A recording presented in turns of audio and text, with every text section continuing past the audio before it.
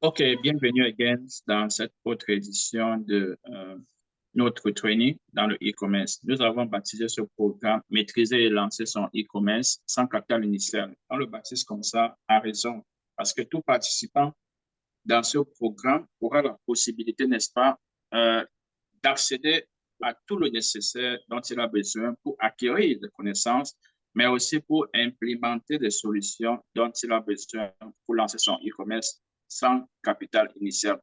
Alors, aujourd'hui, nous apprenons comme ça une partie qui est la troisième partie de notre module 6. Le module 6 parle de l'engagement, n'est-ce pas, et de la fidélisation des clients. On peut le constater à l'écran. Ce module va traiter de l'engagement et de la fidélisation des clients dans un système de e-commerce. Évidemment, ce même système pourrait être valide si tu as n'importe quel type de business. Le e-commerce, c'est toujours un business, juste que c'est la particularité de vendre des produits en ligne. Alors, voilà, nous sommes comme ça au chapitre 6 de notre module de formation de e-commerce, module 6.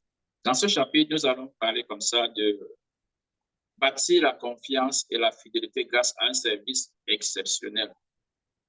Les précédents chapitres, on a discuté des stratégies et du coût d'acquisition d'un nouveau client. On a également parlé de la mise en place d'un système support client efficace.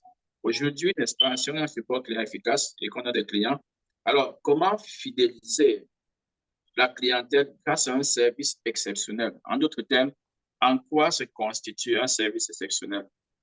C'est ça qui va constituer l'ossature de notre entretien aujourd'hui. Sans plus tarder, voyons ce qui se trouve. Alors, bâtir la confiance et la fidélité grâce à un service exceptionnel dans le e-commerce. De quoi s'agit-il?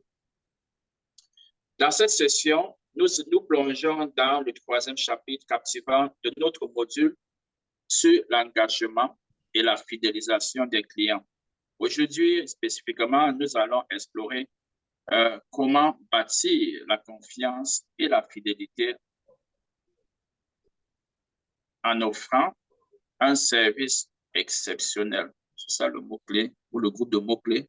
Service exceptionnel, service client exceptionnel.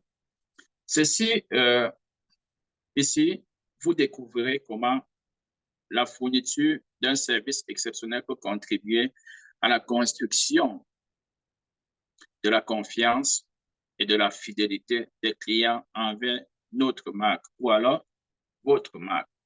Alors, vous apprendrez à personnaliser l'expérience de vos clients, à gérer leurs problèmes avec empathie, mais surtout et surtout à créer un système de récompense et un programme de fidélité. C'est la conjugaison de ces stratégies qui permet en fait de dépasser les attentes des clients et de les fidéliser pour le long terme. Il faut comprendre qu'un client qui est fidélisé, ce n'est pas seulement un client qui a reçu ce qu'il attend. C'est un client en principe qui reçoit plus que ce qu'il attend.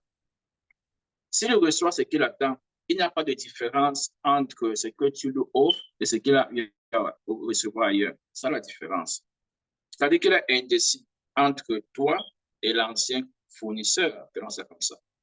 Tant qu'il est indécis, on peut dire que c'est peut-être la chance qui peut le faire revenir chez toi ou alors le faire revenir et acheter ton produit. Mais si tu crées un système, ne serait-ce un système client exceptionnel, qui le permet d'avoir, n'est-ce pas, recevoir plus ou alors d'avoir l'impression qu'il a reçu plus que ce qu'il attendait de toi. C'est comme ça que tu transformes un client en un client régulier et en ce qu'on appelle ambassadeur.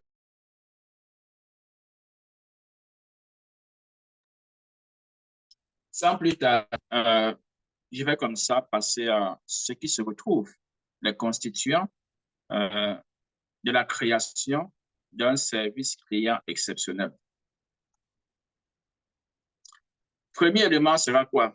La personnalisation de l'expérience client. Okay?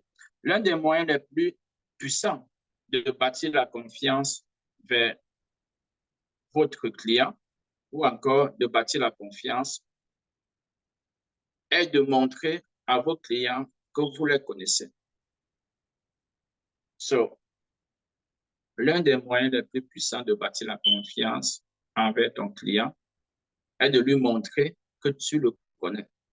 Un client se sent davantage flatté lorsqu'il l'estime ou lorsqu'il ressent que tu ne le prends pas comme une vulgaire personne, que tu as de la considération pour lui. En fait, que tu le connais, même si c'est virtuel. Si le client a l'impression que tu le connais, il sera plus tenté à acheter des choses chez toi parce que c'est comme si ça devient une fraternité ou alors une amitié entre vous deux. Alors, personnaliser l'expérience client en utilisant des données d'achat et de comportement pour comprendre des produits pertinents, pour recommander des produits pertinents, j'allais dire. Donc, quand un client va dans ta plateforme, il dépose des informations, il achète. Il y a une façon de faire. Ces informations peuvent te permettre de lui proposer, de lui recommander des produits que tu sais qui sont importants pour lui. Et quand tu le fais, le client a l'impression que tu le dis même dans sa mémoire. Ça t'est sûrement déjà arrivé que tu vas en ligne sur ta page Facebook ou alors dans ton email et tu vois une information tu as l'impression que c'est dans ta tête encore. Mais en fait, il y a des actions que tu as entreprises en ligne qui ont fait que la personne qui a ce site puisse, n'est-ce pas, interpréter ton comportement, imaginer, anticiper ce que tu peux avoir et te faire des recommandations dessus. C'est sûrement c'était déjà arrivé, ça vous est déjà arrivé, n'est-ce pas? Yes. Alors, utilisez également leur nom dans les communications pour une touche personnelle. Lorsque vous envoyez, par exemple, un email à quelqu'un, n'envoyez pas cher tous ou alors dear customer. Envoyez cher ou alors bonsoir Chantal, bonsoir Michael.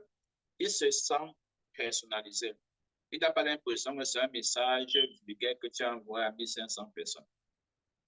Okay? Et même si vous adressez chez lui, connaissez son nom, parce que c'est un client, s'il y a un moyen par lequel il a bien déposé ces informations dans votre plateforme, adressez-le par son nom. Bonsoir, Jacqueline.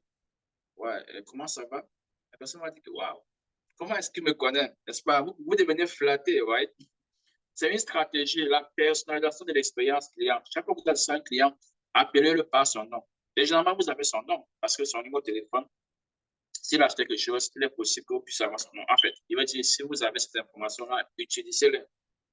OK?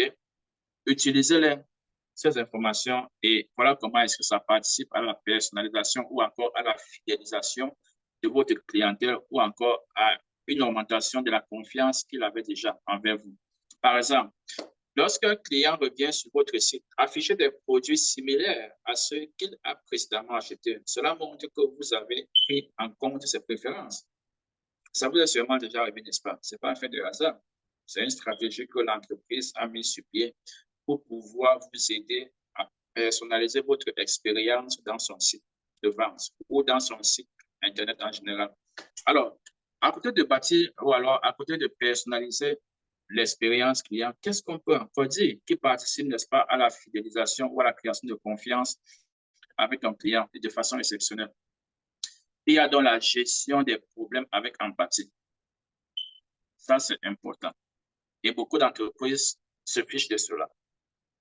Et beaucoup de grandes entreprises ne blaguent pas avec cela. C'est-à-dire, même à la fin d'un problème géré, l'entreprise a une politique qui voudrait que le client qui avait un problème dont il fallait gérer puisse donner son avis sur la façon dont on a géré son problème.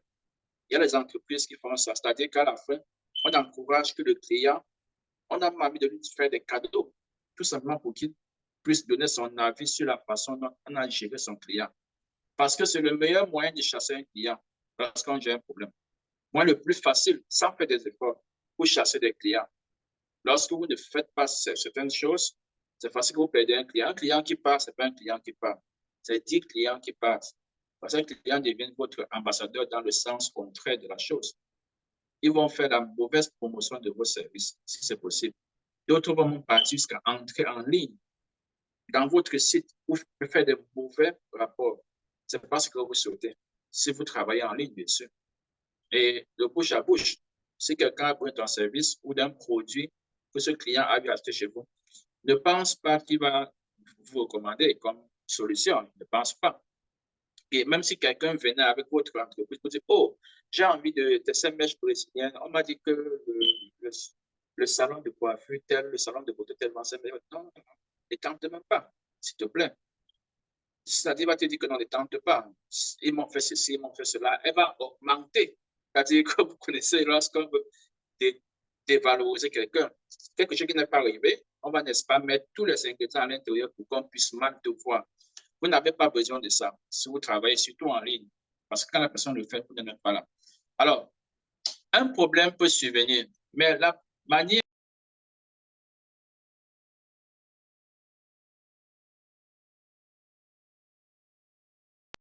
un problème peut survenir, mais la manière dont vous les gérez est ce qui compte le plus. OK?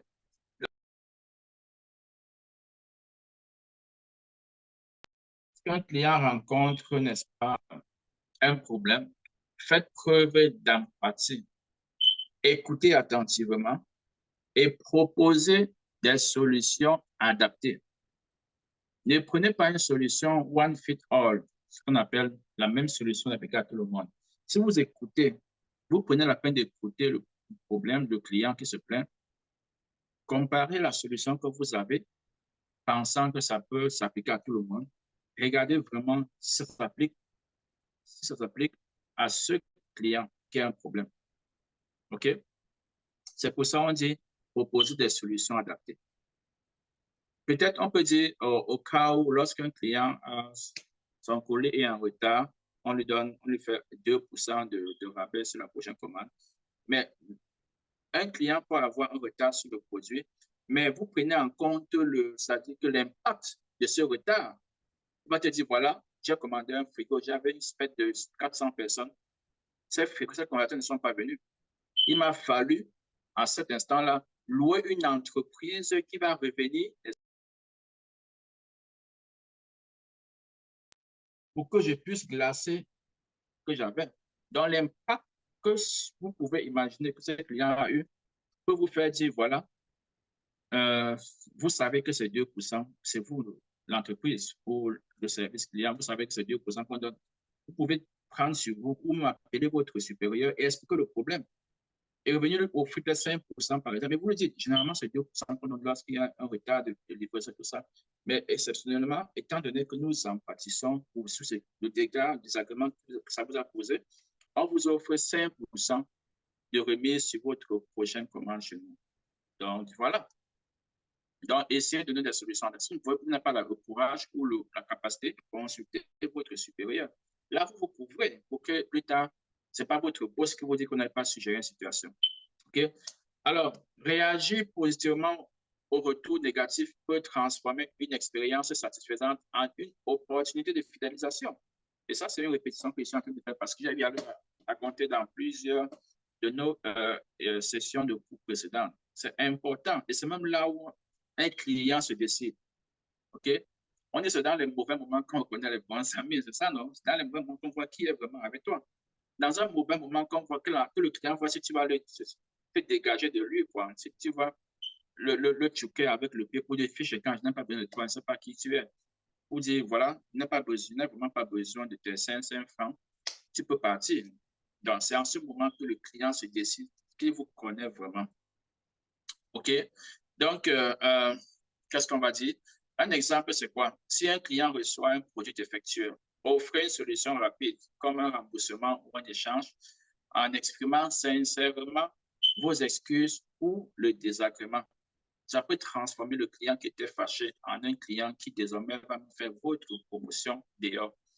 Alors, j'espère que vous avez obtenu quelque chose de cette partie qui consiste en la gestion des problèmes avec empathie, dans la création de la confiance et de la fidélisation de votre clientèle par le biais d'un service exceptionnel. Alors, ne pas oublier les récompenses et les programmes de fidélité. Oui, c'est important d'y penser aussi. Les programmes de fidélité sont importants. Lorsque vous créez des systèmes pour fidéliser votre clientèle, le fait qu'un client revienne partout, à tout moment chez vous, fait en sorte que si demain il a besoin d'un produit dont vous pouvez avoir dans votre boutique, il va revenir vers vous. Il y a des chances. Okay? Alors, les récompenses et les programmes de fidélité sont des moyens fantastiques pour renforcer la fidélité des clients. Offrez des réductions, des points ou des cadeaux pour récompenser les achats répétés, par exemple. Cela encourage des clients à revenir et à dépenser davantage. Yes, ça c'est vrai. OK? Lorsqu'un client, il a acheté chez vous, et puis de temps en temps, vous lui faites des réductions, vous lui envoyez n'est-ce pas, des points, parce qu'il a, ici par exemple, lorsque tu vas dans un supermarché, tu utilises ta carte pour acheter des achats, il y a un système, justement, un programme de fidélité où tu t'enregistres. Lorsque tu le fais, chaque fois que tu utilises ta carte pour acheter quelque chose chez eux, n'est-ce pas, tu utilises ton code de fidélité, par exemple. Ça ne change pas le prix de ta marchandise, mais par contre, ça donne des points. OK? Chaque jour, tu as des points. Et à un certain moment, ces points se transforment, n'est-ce pas, en réduction que tu peux donc utiliser. Ça se transforme en points que tu peux utiliser, n'est-ce pas, pour acheter des choses dans le magasin sans devoir débourser de l'argent. Ou encore, le fait que tu t'es enregistré dans un programme comme celui-là fait en sorte qu'il y a des marchandises qui sont réservées. On met le prix peut-être à 15 $ et on dit promotion pour des gens qui sont fidèles chez nous, par exemple, qui sont dans le programme de fidélité à 7 $, alors que la marchandise coûte 15 $. Lorsque tu prends la marchandise, tu vas voir si le prix c'est 15 $. Si tu vas, tu achètes, tu vas payer 15 $. Mais il suffit qu'en ce moment, tu dis voilà, je suis en train de prendre de fidélité et tu entres ton code, boum, le prix descend à 7 $. Je ne sais pas si vous voyez un peu ça. Alors, pourquoi est-ce que je vais aller dans un supermarché différent pour acheter mes choses? Je vais toujours être là-bas. C'est ce qui s'applique exactement ici. Alors, dans tout business que tu fais, tu peux implémenter cela, surtout dans le e-commerce. Tu crées un point de fidélité qui fait en sorte que les gens qui achètent des marchandises chez vous, n'est-ce pas, du fait de l'appartenance à un point de fidélité, ça n'augmente pas le prix. En fait, le fait que tu sois en échange ne fait pas en sorte qu'on va te vendre le prix plus cher. Au contraire, ça peut faire que tu accumules des points. Chaque fois que tu achètes et tu t'enregistres n'importe quel moyen, tu obtiens des points. Et ces points à terme peuvent te donner 10 000, 20 000, 15 000 que tu peux utiliser pour acheter des choses. Évidemment, ce n'est pas que tu vas donner l'argent en cash. Ça donne des points que tu le remets sous forme de marchandises. Ou encore, des réductions exceptionnelles sont appliquées seulement à ceux qui sont dans les programmes de fidélité. Donc, voilà comment ça se passe. Mettez en place un programme de fidélité où les clients gagnent, par exemple, des points à chaque achat. C'est ce que j'étais en train de dire. Une fois qu'ils ont accumulé suffisamment de points, ils peuvent les échanger contre des réductions ou des produits gratuits. Un exemple très simple. OK? Donc, à côté de ça, qu'est-ce qu'on peut dire? Je pense que c'est tout ce qu'on a prévu pour bâtir la confiance et la fidélité. OK? Alors, voilà pour le troisième chapitre de notre module sur l'engagement, OK? Et la fidélisation, n'est-ce pas, de notre clientèle. Avant de passer à la suite de notre prochain chapitre, partagez dans les commentaires comment vous avez réussi à construire une confiance avec vos clients grâce à un excellent service client. J'aimerais bien partager votre expérience. OK? Donc, et surtout, ne manquez pas notre prochain cours où nous explorerons comment tirer parti du marketing par le e-mail pour fidéliser votre clientèle. Nous sommes dans le module de fidélisation ou d'engagement et fidélisation des clients. Alors, le prochain chapitre va parler de l'utilisation du email marketing. OK? Voilà comment on appelle ça en anglais, email marketing. C'est l'outil le plus puissant le plus puissant dans le marketing pour pouvoir fidéliser un client. C'est le email. Ce n'est pas la publicité en ligne. Anyway, nous allons découvrir ça dans ce prochain chapitre. Alors si vous avez trouvé ce détail et le contenu de ce chapitre utile, ouais, et vous êtes passionné par l'idée de développer une communauté en ligne qui se connecte avec votre marque, vous êtes au bon endroit. Rejoignez notre communauté si vous ne l'avez pas encore fait, notre communauté d'apprenants, dévoués et découvrez des stratégies avancées pour bâtir d'une présence de marque inoubliable pour le succès de votre e-commerce. Rejoignez notre programme de formation avancée qui approfondit chaque aspect que nous avons discuté. Le lien va se mettre dans la description de cette vidéo que tu regardes maintenant. Alors, s'il n'y a pas de questions, on va se retrouver au prochain chapitre ou alors à la prochaine session, s'il peut dire. Ciao.